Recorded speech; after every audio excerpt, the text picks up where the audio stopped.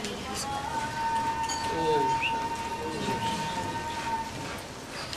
आज का प्रातः क्लास है 22 अगस्त 1967। रूहानी बच्चों प्रति रूहानी बाप समझाए रहे।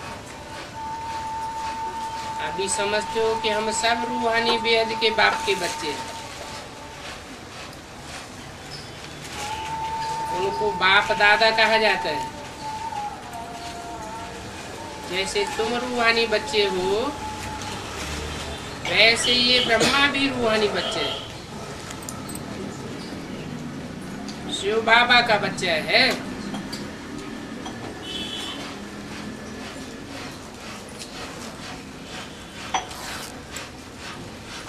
शिव बाबा जब बोला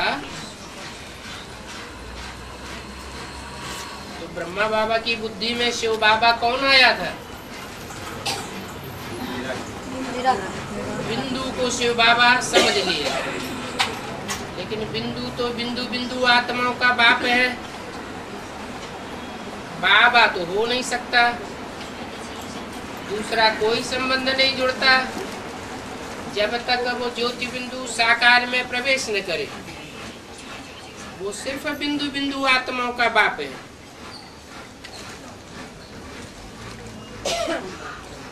शिव बाबा को रथ तो चाहिए ना।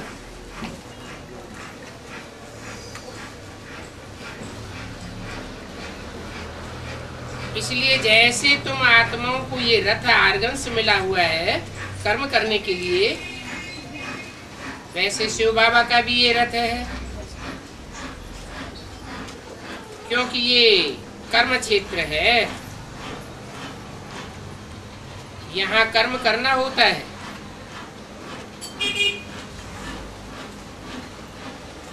वह है परम धाम जहाँ आत्माएं रहती हैं।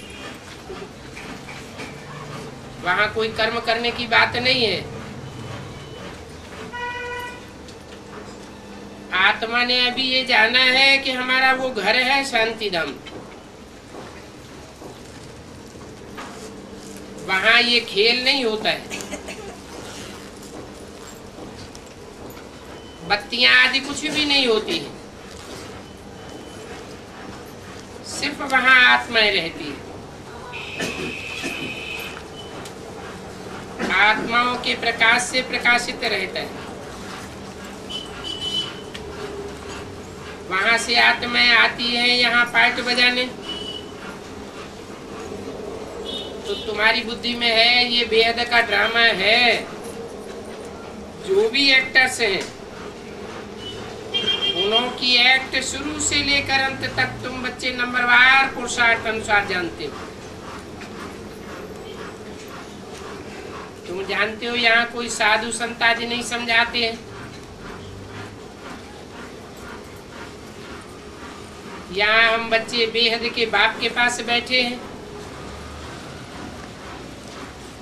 बेहद का बाप है, बेहद की गृहस्थी है। साधु संत आदि की बात नहीं है। यहाँ तुम बैठे हो जिस्म को भूलते जा रहे हो। अब हमको वापस जाना है, और वापस जाने से पहले पवित्र भी जरूर बनना है। ऐसे नहीं कि शरीर भी यहाँ पवित्र बनना है। ये तो पतित दुनिया है। इस पतित दुनिया में तो शरीर पावन बन न सके। आत्मा ही पवित्र बनती है। शरीर पवित्र तब बने जब 5 तत्व भी सतो प्रदान हो जाए।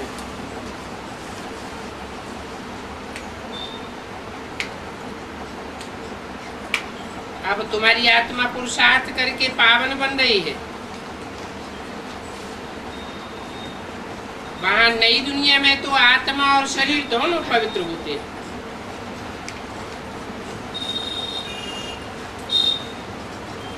यहाँ नहीं हो सकता। क्यों नहीं हो सकता?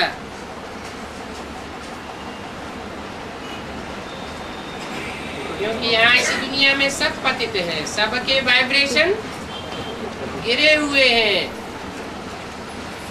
ढेर पतितों का संग आत्माओं को लगता रहता है।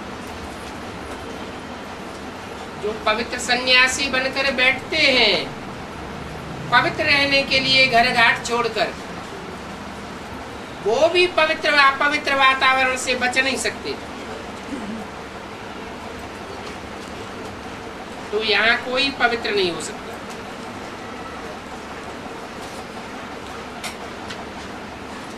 आत्मा पवित्र बन जाती है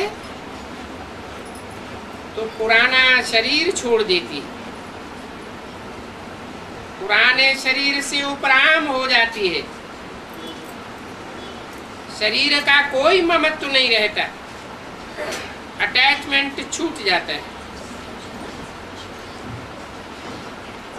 फिर नए तत्वों से नया शरीर बनता है।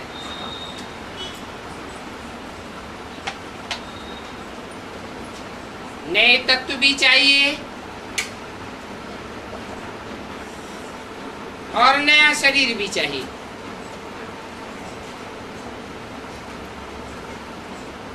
तुम जानते हो हमारी आत्मा बेहद के बाप को याद करती है। याद करते हैं या नहीं करते हैं, ये तो हर एक को अपने से पूछना है। अभी टाइम बहुत है।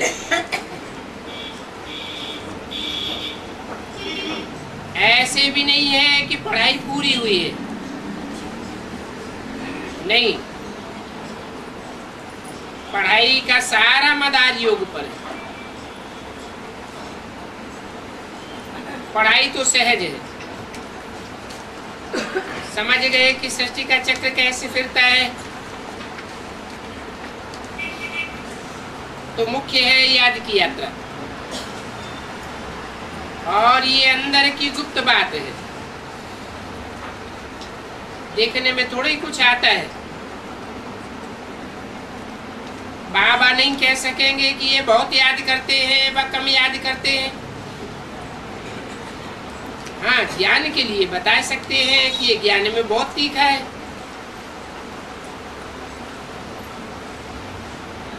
याद का कुछ भी देखने में नहीं आता है। ज्ञान तो मुख से बोला जाता है, याद करना तो बुद्धि की बात है। ये तो अजप अजाप है। वो जाप अक्षर तो भक्ति मार्ग का है। जाप का माना है कोई नाम जपना।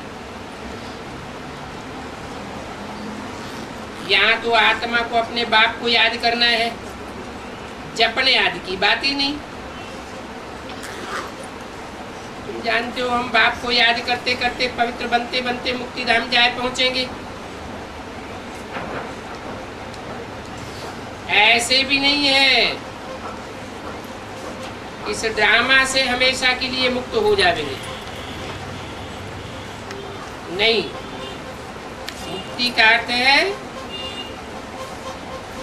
दुखों से मुक्त हो जाना। आत्मा शांत हो जाएगी, फिर सुख धाम में आवेंगे। जो पवित्र बनते हैं वो सुख भोगते हैं, पवित्र नहीं बनते हैं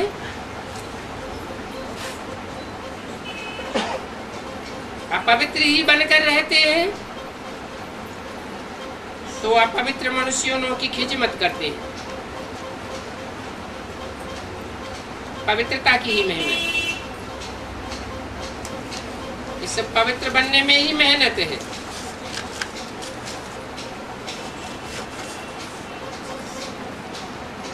और पवित्र बनने के काम में ये आंखें सबसे जास्ती धोखा देती है।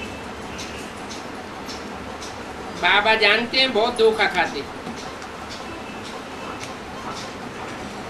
ब्राह्मणियां भी धोखा खा लेती हैं। इन आंखों से धोखा धोखा खा करके आखिर गिर पड़ती है। ऐसे नीचे ऊपर तो सबको होना है, और ग्रहाचारी सबको लगती है।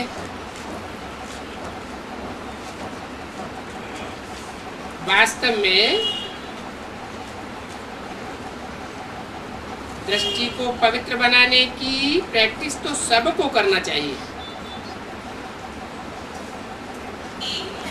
अपन को आत्मा समझना चाहिए। आत्मा समझने और समझाने की ऐसी प्रैक्टिस करते नहीं है।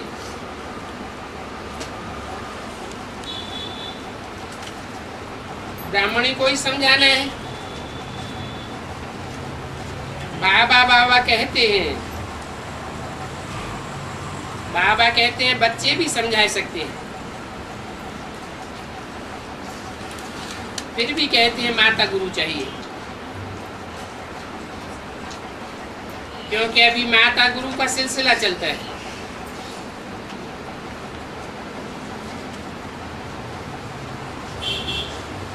आगे पिताओं का सिलसिला था।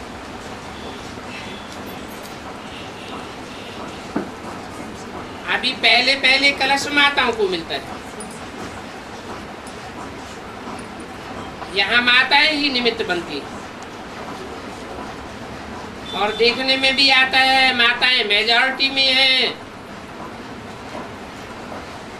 पुरुष बहुत थोड़े हैं। कुमारियां राखी बांधती हैं पवित्रता के लिए। भगवान कहते हैं काम महाशत्रु है, इन पर जीत पैरो।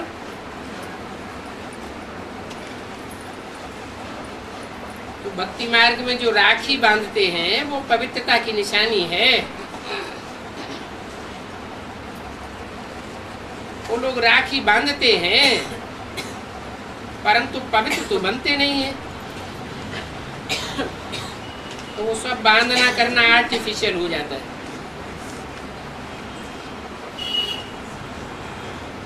तो धागे की राखी कोई पावन बनाने वाली नहीं है।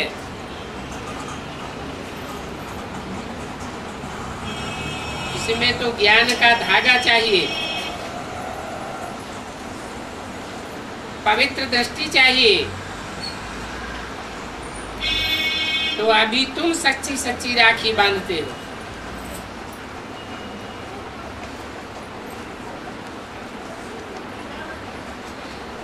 अर्थ समझाते हो, समझते हो, ऐसी प्रतिज्ञा कराते हो। जैसे सिख लोगों को कंगन निशानी होती है, वास्तव में उसका भी अर्थ है पवित्र बनने का कंगन है, परंतु वह भी कोई पवित्र रहते नहीं है।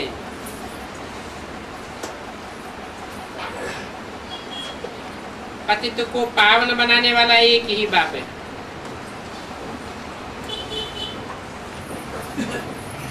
गुरु लोग कोई शास्त्रों द्वारा पावन नहीं बना सकते,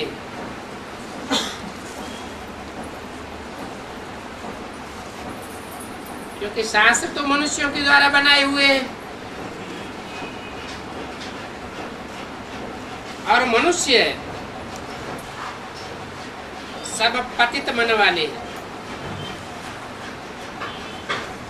सब पावन दुनिया में, इस पतित दुनिया में पावन कोई भी नहीं है। सर्व का सदगति दाता शास्त्र नहीं हो सकते, पानी की नदियां नहीं हो सकती, और कोई गुरु भी नहीं हो सकता। सर्व का सदगति दाता एक ही है।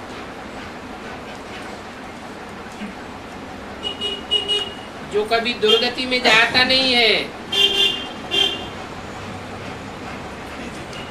वो सदाशिव कहा जाता है। सदैव कल्याणकारी है, अकल्याण कभी करता नहीं। सो भी वो कोई देहधारी नहीं है, अर्थात उसकी बुद्धि में कोई देह नहीं धरी हुई है, देह का अटैचमेंट नहीं है। जिनकी बुद्धि देह की तरफ भागती है उनको कहेंगे देहधारी। वो तो सदा निराकार निरंजन है। पानी की गंगा भी इन आंखों से देखने में आती है। बाप जो सदगति दाता है उनको इन आंखों से कोई नहीं देख सकता। ये तो स्थूल आंखें हैं। सदगति दाता बाप को ज्ञान के तीसरे नेत्र से ही देखा जा सकता है। कोई कहते हैं हम गुरु का दर्शन करके आवे, परंतु उसका तो दर्शन हो नहीं सकता। सुप्रीम आत्मा को कोई देख नहीं सकते। सुप्रीम की तो बात ही छोड़ो, आत्मा को भी कोई नहीं देख सकते। वो तो अंदर बैठी है। आत्मा निकल जाती है, बुद्धि से समझा जाता है, इन आंखों से निकलते हुए देख नहीं सकते। तो ये आत्मा बड़ी सूक्ष्म चीज है। शरीर तो देखने में आता है, ये आकाश आदि सब देखने में आते हैं, परंतु आत्मा देखने में नहीं आती। जो चीज आंखों से देखने में नहीं आती है उसी को तीसरे नेत्र से याद करना। इन आंखों से जो कुछ भी देखते हैं सब भस्म होने वाला है। सब कुछ विनाशी है जो आंखों से देखा जाता है। सिर्फ एक आत्मा वही अविनाशी। अविनाशी आत्मा का पार्ट अविनाशी ज्ञान से ज्ञान नेत्र से देख सकते हैं। रात्रि क्लास है 19 अगस्त 1967। बाबा सेमिनार के पॉइंट्स क्लास में सुनाए रहे थे। सेमिनार में पॉइंट्स वही हैं जो सदैव चलते रहते। बच्चों की बुद्धि में है हमको क्या समझाना है, क्योंकि मुख्य बात है ही समझाने की। बाप का परिचय देना है और 84 जनों की कहानी सुनानी है।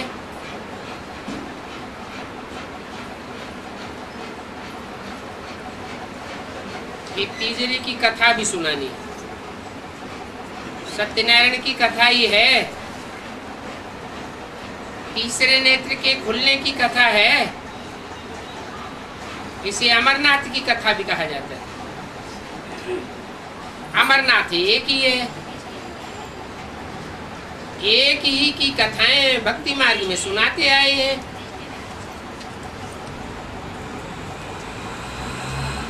अब बच्चों को सारा ड्रामा का पता चल गया।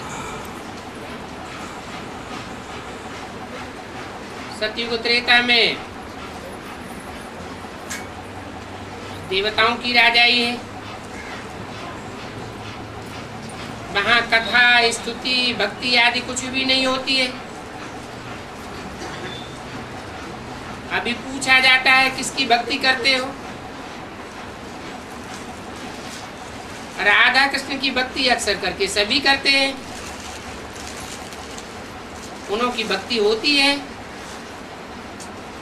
शिव की भी भक्ति होती है।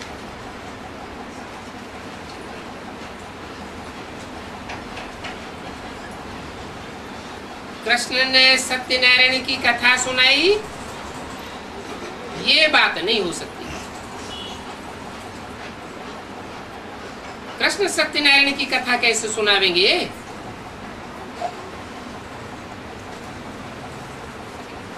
क्योंकि जिन सत्यनारायण की कथा है वह तो कृष्ण को जन्म देते हैं।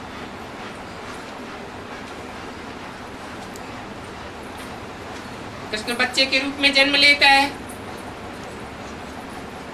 वो बाप की कथा कैसे सुनावेगा? हाँ, बड़े होकर उनको अपने बाप का टाइटल मिलता है, तो ये नारायण बन जाता है। उनको ये पता नहीं है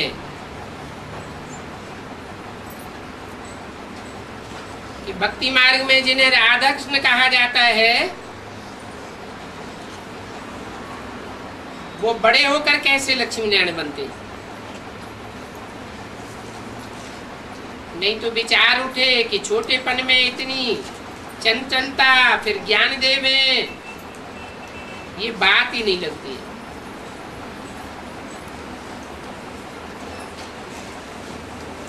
अब चंचलता तो संगम युग की बात है, सतयुग में तो देवताओं में कोई चंचलता होती ही नहीं है, और लक्ष्मी नारायण तो राजा रानी है।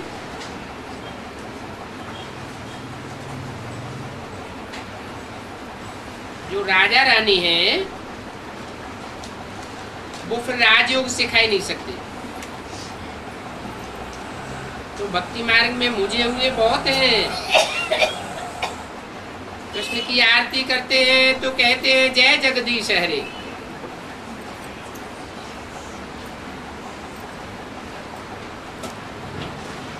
अब जगदीश कृष्ण है क्या?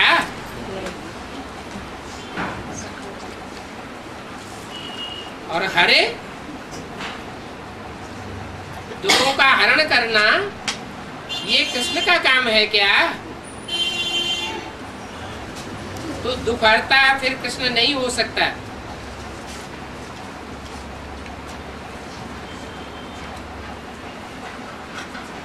समझते हैं कि कृष्ण ने दुख हरे, जब दुख पड़ता है तो देवताओं की पूजा करते हैं। तो तुम बच्चों को मालूम नहीं था शिव बाबा से क्या मांगना है। बाप सब कुछ बच्चों को समझाते रहते हैं, इतना सब कुछ समझाते हैं तो प्रश्न पूछने की ददकार ही नहीं रहती है।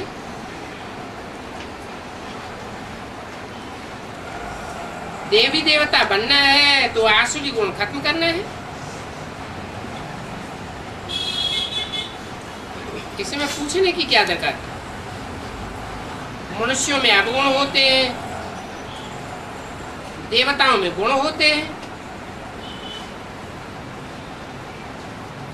मनुष्यों में अवगुण क्यों होते हैं? मनुष्यों में अवगुण इसलिए होते हैं कि उनका मन चंचल होता है और देवताओं का मन अचल होता है, चंचल नहीं होता है। तो देवताओं में गुण हैं, परंतु देवताएं किसी को सिखाए नहीं सकते। क्यों?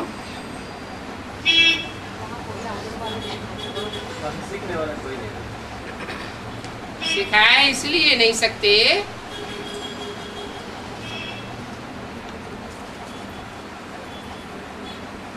कारण तो चाहिए।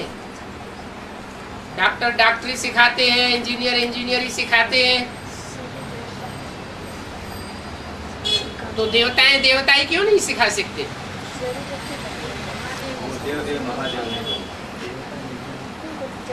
देवताई पना इसलिए नहीं सिखा सकते कि जिस समय सिखाने की जरूरत होती है उस समय दुनिया में असुरों की संख्या बहुत ज्यादा होती है। देवताएं कोई होते ही नहीं है।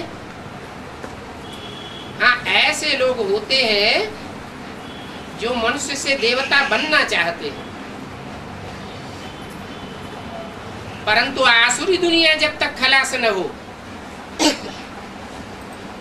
तब तक देवता कोई बन न सके।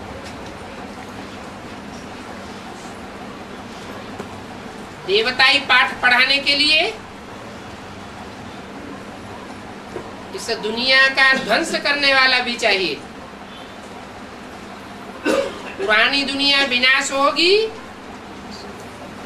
तो नई दुनिया देखने में आवेगी।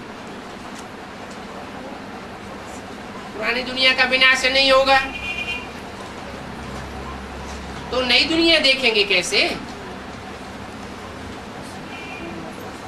पहले तो बुद्धि में बैठे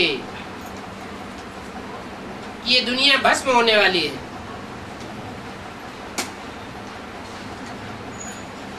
इस भस्म होने वाली दुनिया से ममत्व टूट जाना चाहिए,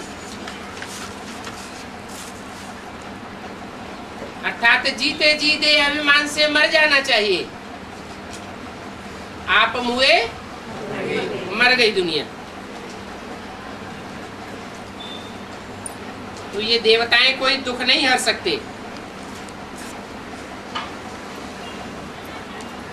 सिवाय तुम ब्राह्मण बच्चों के और कोई समझा नहीं सकता। और तुम ब्राह्मणों की पैदाइश होती है ब्रह्मा से, और ब्रह्मा कब कहा जाता है? मैं जिस तन में प्रवेश करता हूं उसका नाम ब्रह्मा रखता हूं।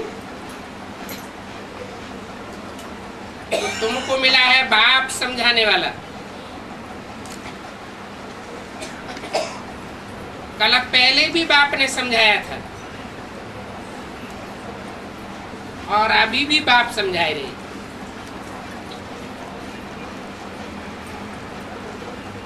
इस प्रैक्टिकल बात की फिर कहानी बनती है।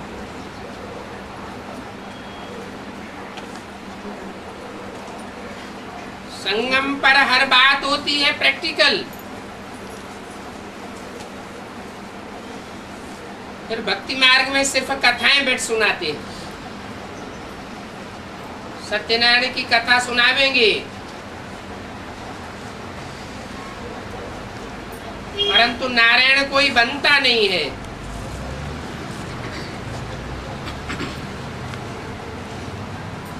भक्ति मार्ग में सिर्फ कहानी सुनाते हैं। कहानी सुनाने वाले लक्ष्मी नारायण भी नहीं।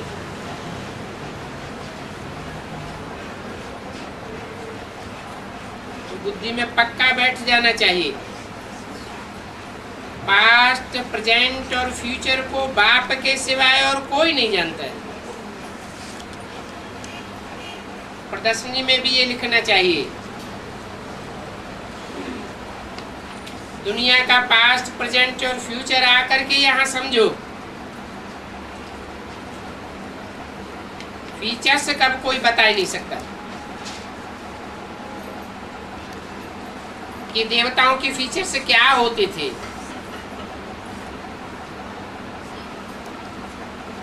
तुम जानते हो अब सतयुग आ रहा है, लड़ाई होगी, आगे क्या होगा वो कोई भी नहीं जानता है। आदि मध्य अंत का राज सिर्फ तुम संगम पर ही समझते हो।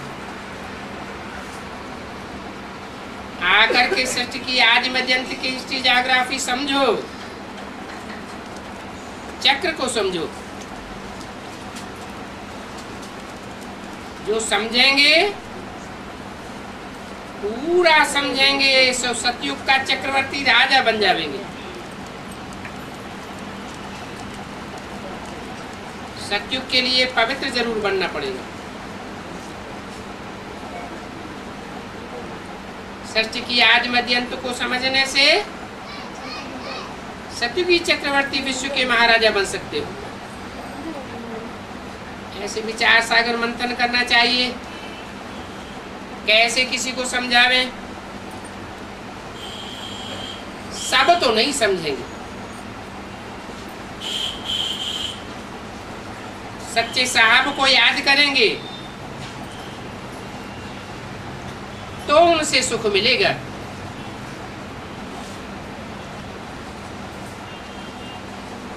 सिखों में कहते भी हैं जप साहब, भक्ति मार्ग में तो नाम जाप करते हैं। भक्ति मार्ग में शास्त्रों में जो भी नाम है वो काम के आधार पर है, कर्तव्य की बात है। तो कर्तव्य को याद किया जाता है। तो भक्ति मार्ग में नाम जाप करते हैं, काम के आधार पर नाम पड़े हैं। तो जिनको याद करते हैं उन भगवान से सब प्रकार के सुख मिल सकते हैं। सिर्फ याद करें और मालूमात कुछ भी ना हो, न उनका नाम मालूम है, न रूप मालूम है, न देश का पता है, न कर्तव्य का पता है, तो याद करने से फायदा ही क्या हुआ? अभी तो प्रैक्टिकल बातें हैं।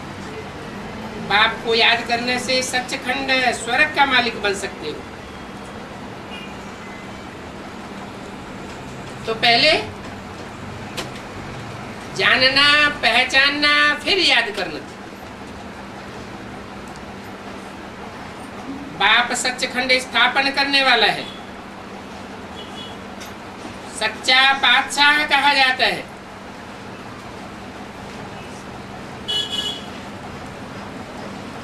बाप कहते हैं मैं तुमको रियल परिस्तान का मालिक बनाता हूं,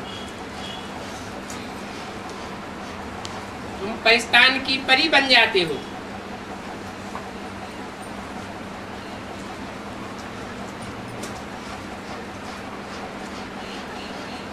परिस्तान में परियां रहती हैं जो ज्ञान योग के पंखों से सदा उड़ती रहती है।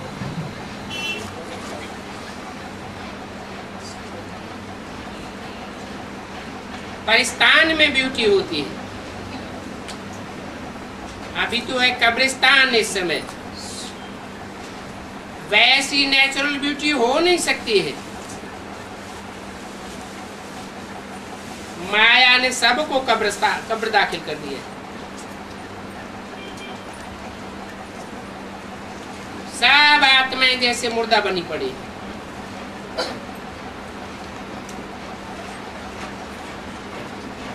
शास्त्रों में लिख दिया है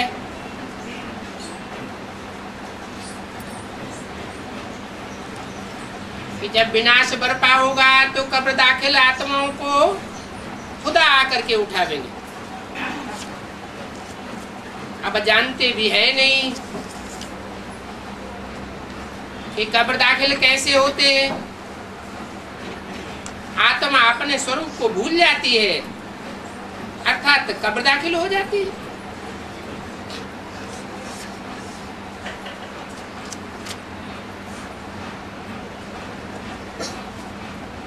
तो फीचर्स नई दुनिया में बहुत अच्छे होंगे। इस दुनिया को परिस्तान नहीं कहेंगे, क्योंकि ऊंची स्टेज में उड़ते नहीं हैं।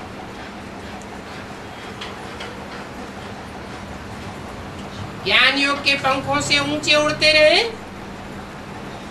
अवस्था कभी नीचे ना आए, एक रस अवस्था बनी रहे, तो कहेंगे परिस्तान। ये सब बातें सुनना और सुनाना तुम्हारा धंधा है, और कोई इन बातों को समझेंगे नहीं। आत्मा प्योर नहीं है तो शरीर भी प्योर नहीं मिल सकता।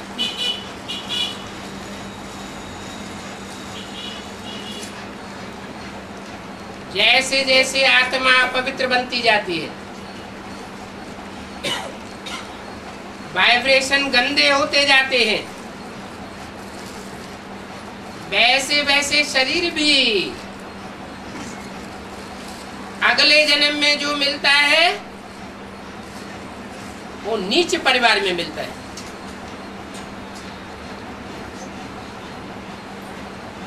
शरीर छोड़ने से पहले ही वाइब्रेशन का ढांचा तैयार हो जाता है, जिसके अनुसार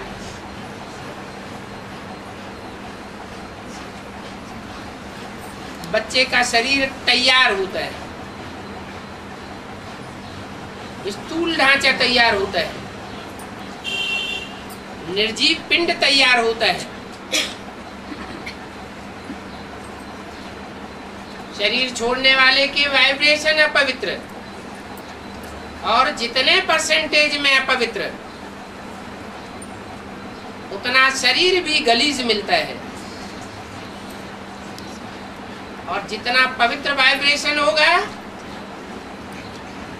उतना शरीर भी पवित्र मिलेगा। अच्छे परिवार में जन्म मिलता है, नंबरवार तो होते ही हैं। सब पुरानी दुनिया में भी नंबरवार है और नई दुनिया में भी नंबरवार है। नई दुनिया में भी कोई साहूकार के यहाँ जन्म लेंगे, कोई राजा के यहाँ जन्म लेंगे, चांडाल के यहाँ जन्म लेंगे।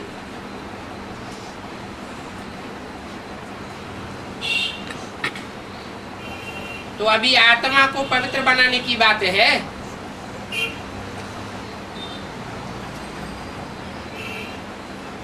आत्मा पवित्र बनती है तो परमात्मा बाप के अंत को भी जान लेती है।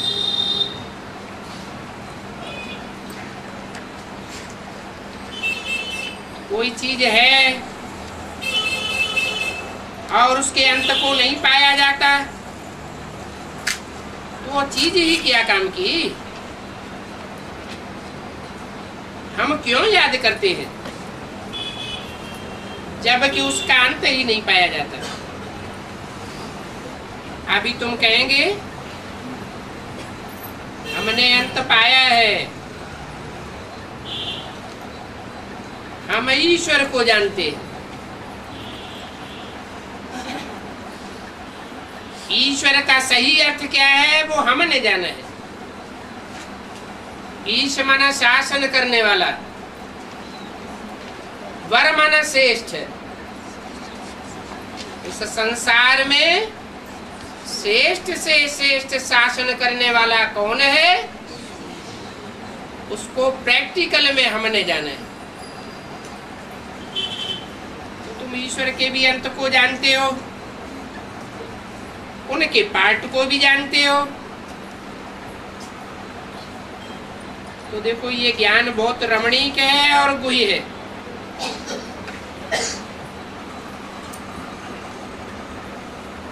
ऊंचते ऊंच बाप है तो जरूर ऊंचते ऊंचे धर्म की स्थापना करेंगे।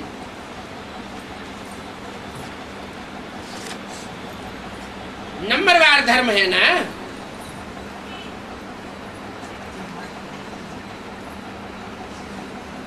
जो श्रेष्ठ ते श्रेष्ठ धर्म है वो है सूर्यवंशी और चंद्रवंशी। उसके बाद जो भी है वो सब नंबरवार द्वापर युग से आने वाले द्वैतवादी युग में उनकी शुरुआत होती है। अद्वैत युग में एक देवी देवता सनातन धर्म, और द्वैत युग में अनेक धर्मों की स्थापना होती है। इस्लामी, बौद्धी, क्रिश्चियन आदि। परंतु सूर्यवंशी राजधानी बाप ही आकर के स्थापन करते हैं।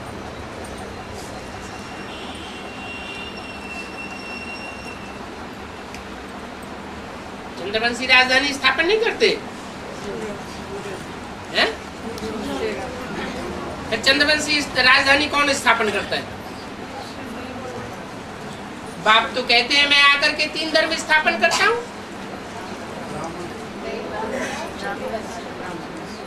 ब्राह्मण, देवता और क्षत्रिय।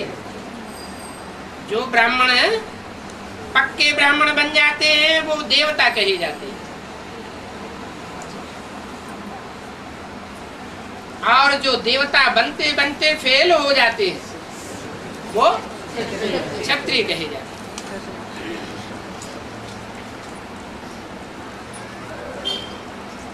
तो बाप श्रेष्ठ थे, श्रेष्ठ धर्म की स्थापना करते हैं। सूर्यवंशी धर्म बाप ने स्थापन किया। चंद्रवंशी धर्म कैसे स्थापन होता है?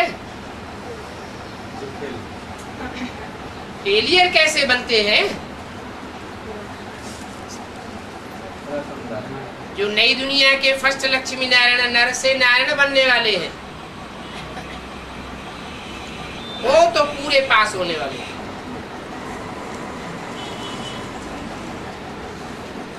वो भी 16 कला संपूर्ण, और उनकी सारी प्रजा भी 16 कला संपूर्ण बनती है। वो भी गिरती कला वाले नहीं। कैसी कला वाले?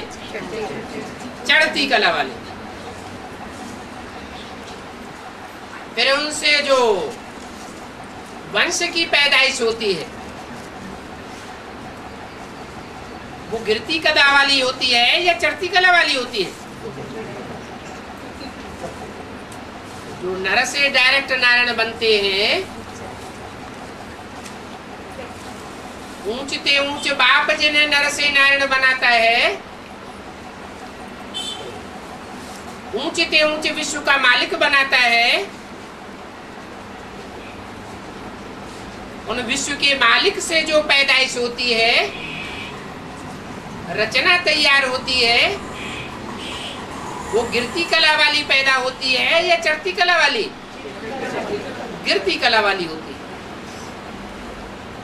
और उत्तरोत्तर जितनी भी पीढ़ियां आती जाएंगी सब गिरती कला वाली होती जाएंगी। उन्होंने वो पुरुषार्थ कहाँ किया? जो गिरती कला में जाकर के जन्म लेते हैं। और वो पुरुषार्थ किसने कराया उन्हें? बाप तो सूर्यवंशी बनाते हैं। सूर्य और सूर्यवंशियों को कलाओं में नहीं बांधा जा सकता।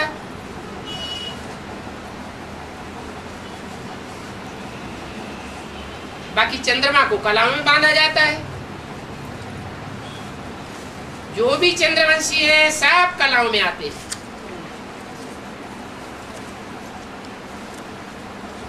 तो जो कलाहीनता में आकर के पहला जन्म लेते हैं, उन्होंने पढ़ाई किससे पढ़ी है? जरूर। संगम युग में जब बाप आया तो एक बाप को छोड़कर जरूर कोई देहधारियों से पढ़ाई पढ़ना शुरू कर दिया, उनके प्रभाव में आना शुरू कर दिया और बाप को छोड़ बैठे, बाप की पढ़ाई को छोड़ बैठे।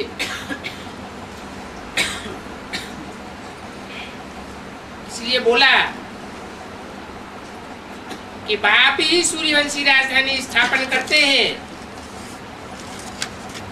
और जो भी स्थापना होती है और धर्मों की,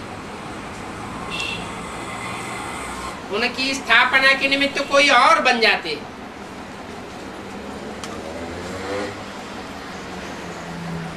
इस सब पुरुषोत्तम संगम युग को कोई नहीं जानते। जहां उत्तम ते उत्तम पुरुष अर्थात आत्माएं तैयार होती हैं। 15.5 कला, 14.5 कला या 15.5 कला आत्माएं तैयार नहीं होती। कैसी आत्माएं तैयार होती हैं? 16 कला संपूर्ण आत्माएं तैयार होती है। सब पुरुषोत्तम पुरुषोत्तम नहीं होते, यथा राजा तथा प्रजा। वो एक ही डायनेस्टी है जहां के लिए गायन है यथा राजा तथा प्रजा।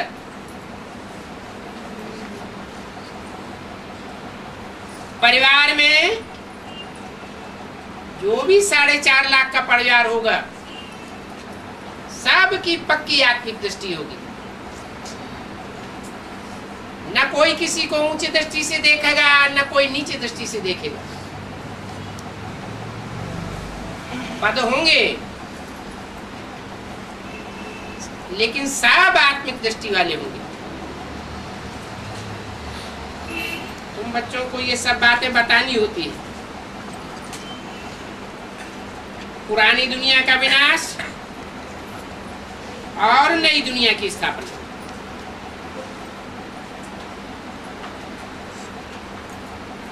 नई दुनिया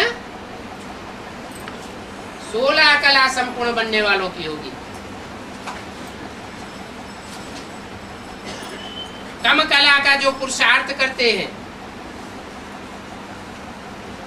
कमजोर गुरु जो धारण करते हैं, वो पूरे 84 जन्म नहीं ले पाते। जो पूरे 84 जन्म नहीं लेते, वो कुछ न कुछ पुरानी दुनिया में आते। जो भी पुरानी दुनिया में आने वाले हैं, उन सब का विनाश हो जाएगा। तुम्हारी आत्मा और तुम्हारी ये शरीर रूपी नैया, ये डूबने वाली नहीं है, पार जाएगी।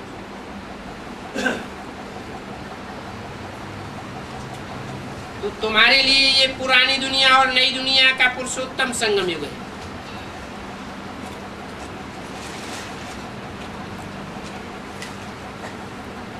बाप को भी संगम पर ही आना होता है।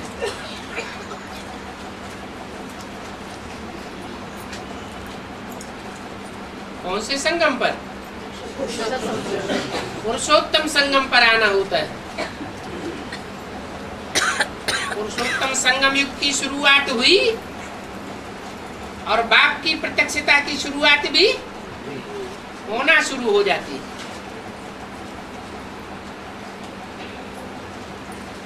आगे चलकर सभी को पता पड़ेगा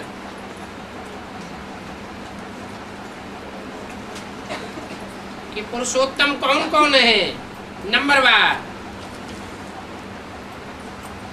बच्चों को खुशी भी होती है। जो अच्छी रीति पढ़ते हैं उनकी खुशी जास्ती होगी। जो पढ़ाई पर ध्यान नहीं देते हैं उनकी खुशी भी कम होती जाती है। कम पढ़ने वालों को कम खुशी होगी और जास्ती पढ़ाई पढ़ने वालों को जास्ती पढ़ाई का नशा रहेगा। अच्छा, बच्चों को बोलना है।